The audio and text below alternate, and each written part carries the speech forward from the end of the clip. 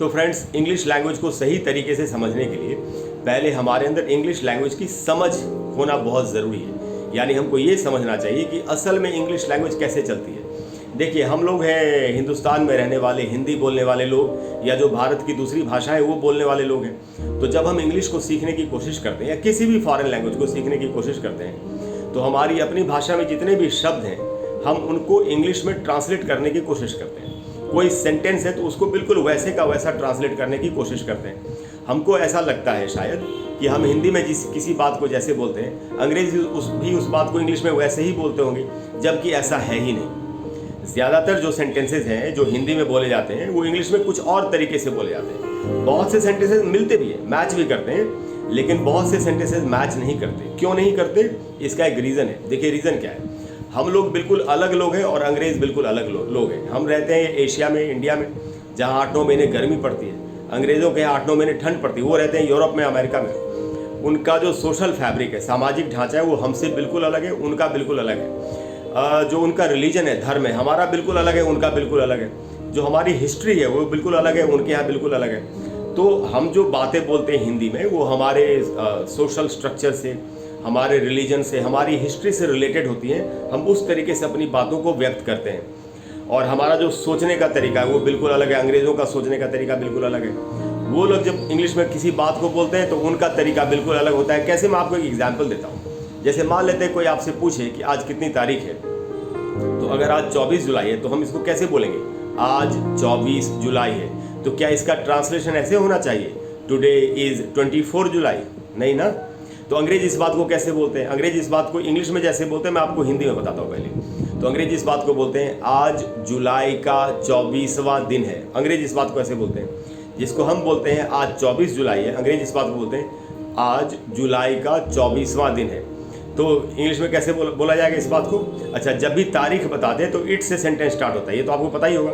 जब भी दिन बताते हैं, तारीख बताते हैं, समय बताते हैं, साल बताते हैं, महीना बताते हैं, या कोई नेचर रिलेटेड इवेंट, प्रकृति से संबंधित घटना कोई भी बताएंगे, जैसे बारिश हो रही है, बहुत गर्मी है, बहुत ठंड है, ये सब, तो सेंटेंस इट से स्टार्ट होता है। इट ही सब्जेक्ट होता है।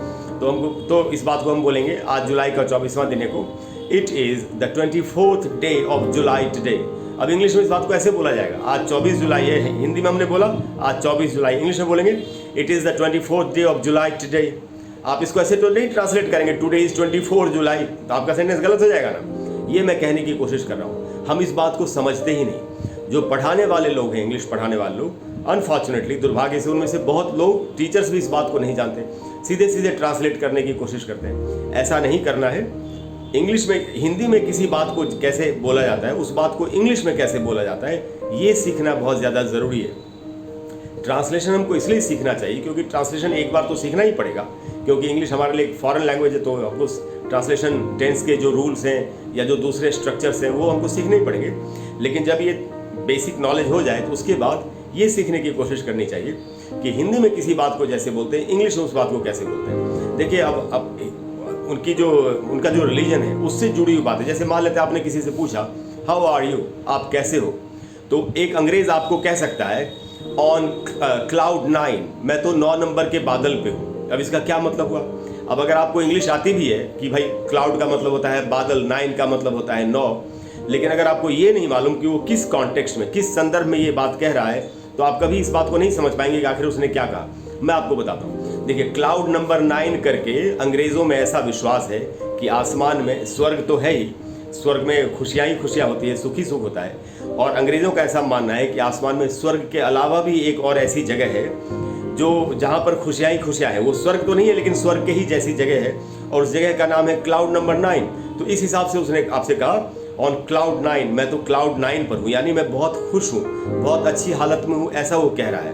अब आप समझ रहे हैं कैसे इंग्लिश चलती है। तो इस तरीके, जैसे मान लेते हैं कि आपने अपने किसी फ्रेंड से कुछ काम करने के लिए कहा था और वो कर नहीं पाया, तो आपको सॉरी बोला है, सॉरी यार मैं तुम्हारा काम नहीं कर पाया। तो हम बोलते हैं दोस्तों क्या बोलेंगे, अरे यार छोड़ो यार, चिंता मत करो यार, जो हो गई बात, यही बोलेंगे ना। तो हम बोलते हैं come on man, don't worry. तो अंग्रेज हो सकता है डोंट वरी नहीं बोले, डोंट वरी भी वो बोलते हैं, लेकिन वो और भी कुछ बोलते हैं, जैसे डोंट स्वेट।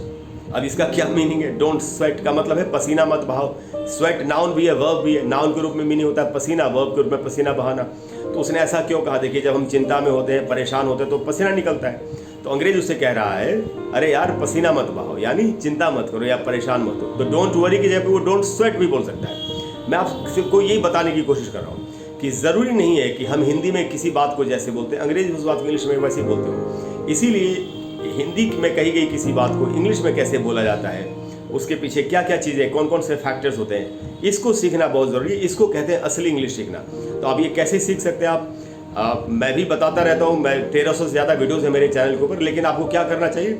आपको इंग्लिश में सॉन्ग सुनने चाहिए, आपको इंग्लिश फिल्म्स देखनी चाहिए, आपको इंग्लिश लिटरेचर, अंग्रेजी साहित्य पढ़ने की कोशिश करनी चाहिए। जब आप ऐसा, और उनके जो प्रोग्राम्स होते हैं, टीवी प्रोग्राम्स, जैसे America's Got Talent, Britain's Got Talent, American Idol, जहाँ ऑडिशंस होते हैं, कोई जो कंटेस्टेंट है वो आता है, जजेस से बातचीत करता है, ये जब आप ऐसा लगातार करेंगे, इस माहौल में रहेंगे, तो धीरे धीरे धीरे आपकी समझ में आने लग जाएगा कि असल में इंग्लिश लैंग्वेज क्या चीज़ है और हिंदी में कही गई किसी बात को असल में इंग्लिश में कैसे बोलते हैं। अगर आपको इस तरह की इन्फॉर्मेशन और भी चाहिए तो आप प्लीज़ मुझे कमेंट्स में लिख के बताइए। मैं आपको और भी, देखिए मेरी कोशिश ये रहती है कि मैं कॉन्सेप्ट्स को क्लियर करूँ, तो मैं कॉन्सेप्ट्स को क्लियर करने का काम कर रहा हूँ। और भी इस तरह की बातें आपको जाननी हो तो आप कमेंट्स में लिख के बताइए। Thank you very much. I will see you soon. Bye bye.